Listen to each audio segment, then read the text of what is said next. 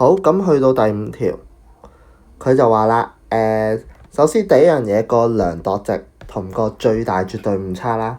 好，首先第一樣嘢咁就400，跟住最準確至10克啦，係咪？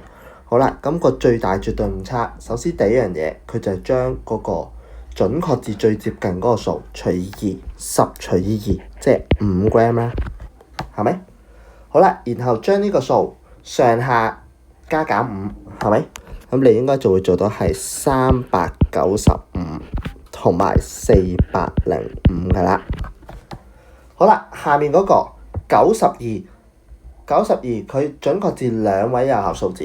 咁我哋睇睇啦，兩位有效數字，第一個位、第二個位，喺個2嗰度，咁即係代表其實佢個數就係91、92、93，係咪？如此類推，即係其實佢係最接近嘅整數啦。